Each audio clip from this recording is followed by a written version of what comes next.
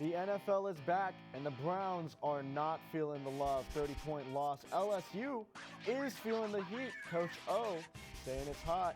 And Thomas and I are going to make our college football predictions. Thanks for getting up early. It's 7 a.m. It's time to go 1-0. Texas finally 1-0, finally riding for the brand, although Tom Herman did say they were 1-0 10 times last season. Feinbaum, I'll give him like half a point. Dude, you like okay. Feinbaum way too much. Yeah, all right. I'm like I'm the Feinbaum of this show. By the way, that looks Ohio State. Is that an omen? Give me that Longhorn hat. Oh man! Hook him, baby. All right, he's pulling the torso.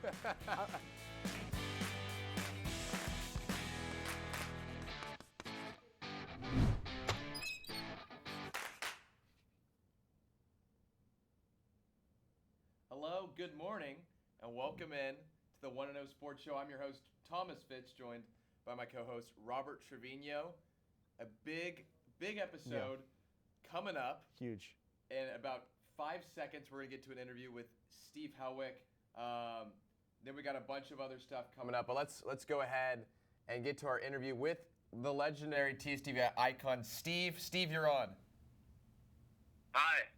Steve, what's it like to be a legend and be back here on TSTV? I love it. The new show looking really good with you and Robert there, and I'm really excited to be a part of this and talk some football. Well, Steve, we're glad to have you back on. Let's start this off. We'll talk Texas we'll talk the Texas LSU game. What were your opinions on this game? And I look at you as, you know, you've kind of slowly drunk the Texas Kool-Aid now that you're kind of gone. I've seen you put your horns up a couple times. But as a more unbiased opinion than Robert and I, what was your thoughts on this game? I thought Texas played really well offensively. It took a while for them to get the jitters out. You saw early on with the drop touchdown pass and the inability to execute on the goal line. But once the offense got rolling, Texas became really dangerous. I just think the issue was they were in too big of a hole in the first half, down 20-7, and the secondary never really improved. All 5 touchdown drives LSU had in that game were 3 minutes or under. They were giving up big plays. Joe Burrow, he was averaging 12 yards a throw, had 471 passing yards on 39 attempts, while Texas did a fairly decent job of managing LSU's run game. They really couldn't stop Joe Burrow's arm. The quarterbacks this year, I think, really need improvement for Texas. I know that the Longhorns have one of the best safety tandems in college football, but I think some of the rest of the secondary needs improvement to work on that pass coverage because Joe Burrow looked like a Heisman, not just a Heisman candidate, he looked like a Heisman winning performance against Texas last week with the 471 yards. So I think Texas really needs to brush up the defense, but offensively, you have to tip your hat to Sam Ehlinger. The man hasn't thrown an interception yet this year. He's staying pretty Steve, we're knocking on wood. We're knocking on wood here. Don't worry. No, but you're right. Yeah.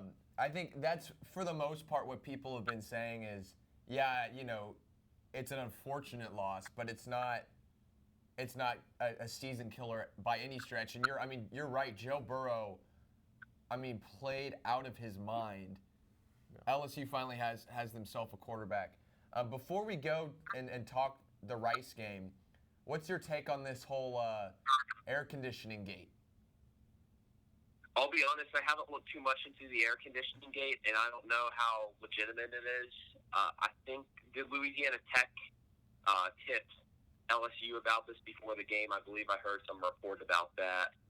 But I don't know. It kind of reminds me of the 2014 NBA Finals where some people, including DJ Khaled, were saying that the Spurs kept the air conditioning off because they knew LeBron James would struggle in it. But I really don't buy into it. Yeah. I know Brian Davis of the Statesman obtained the air conditioning records, and I don't think there was a significant found. So I don't look too much into that. Yeah, you mentioned DJ Khaled. So in the realm of, I guess, heated areas, this is just another one. Anyway.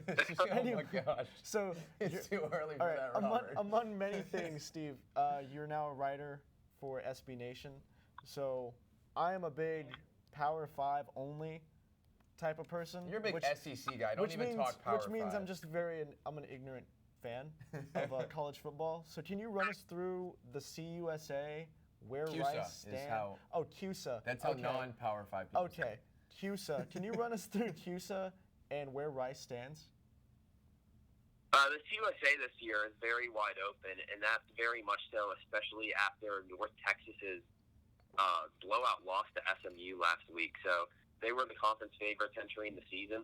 But the CUSA right now has only one 2-0 team, and that 2-0 team is UAB. UAB had to have a goal line stand to beat an FCS team on the first week and got a very bad Akron team last week. So it looks like a down year for the conference so far. One of the teams that was expected to make a splash, FIU, they were favorites to win the East this year.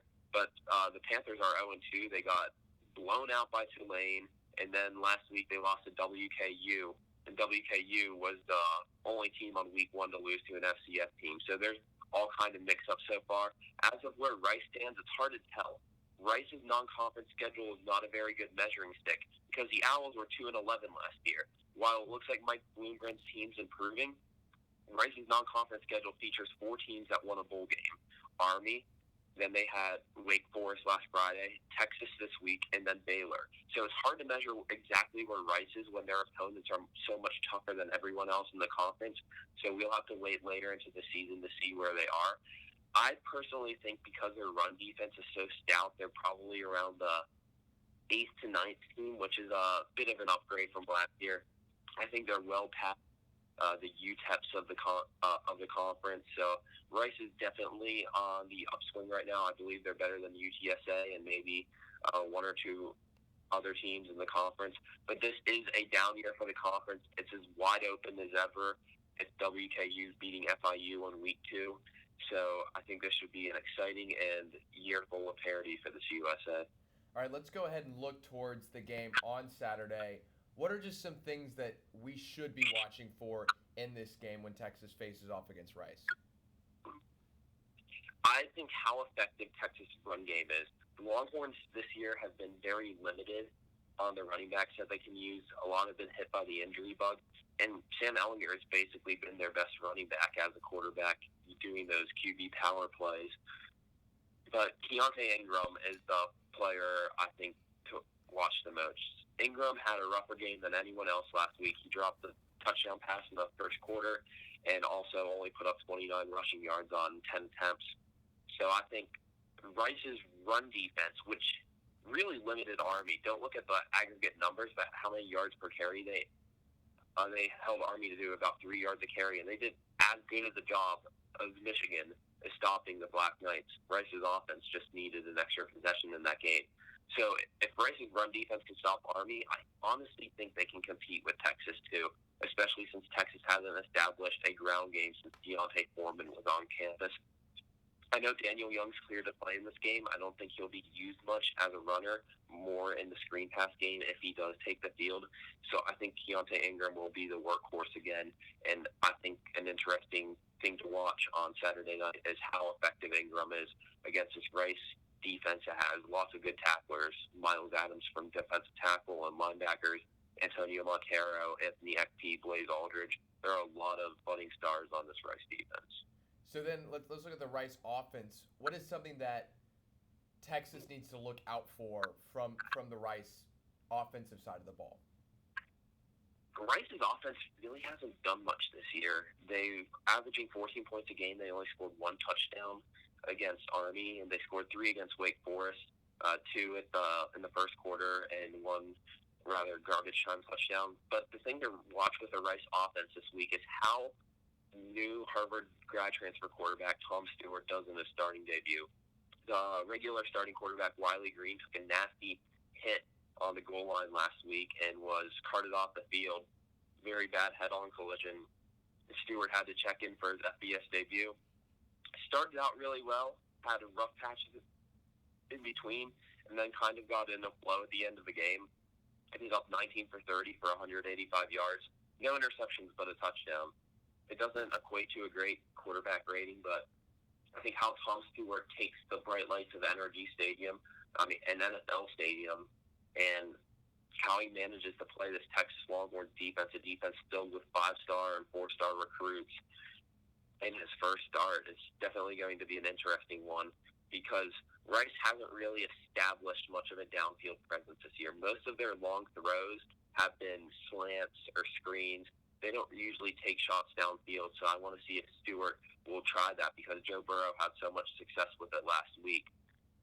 And then in the running game for Rice, it was really good against Army. They were averaging over 6 yards a carry, but last week that number sunk to under 2. Aston Walter and Deshaun Ellerbe are the key names to look for there. I think if Rice can get Ellerbe going, which is going to be very hard because Texas has one of the better run defense units in the nation, I think, still. If Rice can get that run game going, that's where they can get most of their yards of productivity because, honestly, I don't expect them to just magically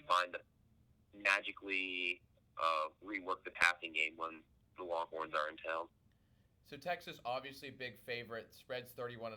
We'll get your prediction on that in a little bit. But is there anything Rice can do? And if there is, what is it for them to have a chance in this game?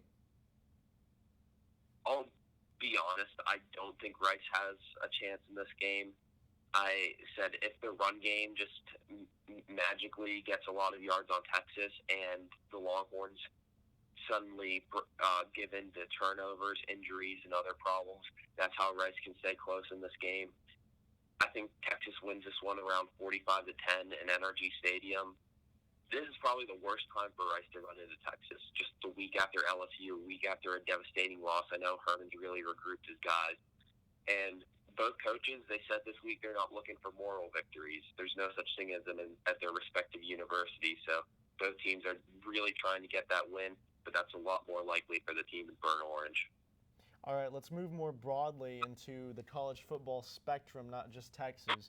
So what's a team that you look at in basically FBS right now that you think is the most overrated? Overrated team? Yes. I called it all season.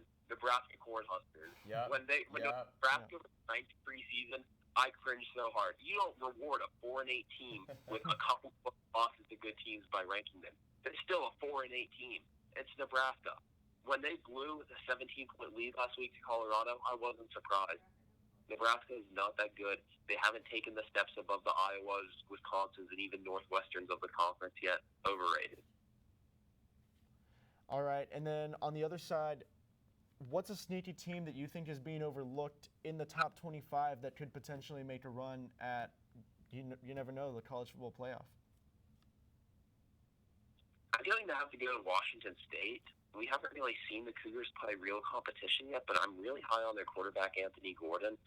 Every year, I get worried about Washington State. They lose a quarterback like Connor Halliday or Luke Falk, or now Gardner Minshew, and they have to replace a quarterback. But just like what you see going on at Oklahoma, Washington State really effectively replaces quarterbacks, and Anthony Gordon's already been one of the top passers in the nation with nearly 900 yards passing, 9 touchdowns, and he's been very poised so far in the pocket, completing 81% of passes. That's just insane, and I'm really excited to see where Washington State's offense can go this year, especially with the Pac-12 being wide open as usual. Do you think they cover 8.5 against Houston on Friday? I think they do. I don't think De'Aaron King's being played to his strengths in Dana Holgerson's system there, so I think Washington State wins the Cougar Bowl by a good amount. Houston's defense struggled a lot against Oklahoma. I think Washington State can drop over 50 on this team, no problem. All right, Steve, we got to let you go, but before that, real quick, give us your prediction for Texas the rest of the season, the record. I think Texas will go 11-3 this year. They'll have another trip up in the Big 12. That will be either Oklahoma or Oklahoma State, but it'll be Oklahoma. I'm too impressed by Jalen Hurts, but they'll have one more loss. I think it'll probably be either in the Big 12 championship or the bowl game. I originally had them winning the Big 12 this year, but I realized Jalen Hurts would play like Baker Mayfield plus Kyler Murray reincarnated.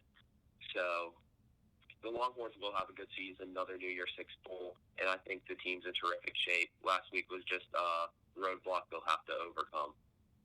All right, well, Steve, thanks so much for joining us and coming back on the 40 acres, even if it's only on the phone.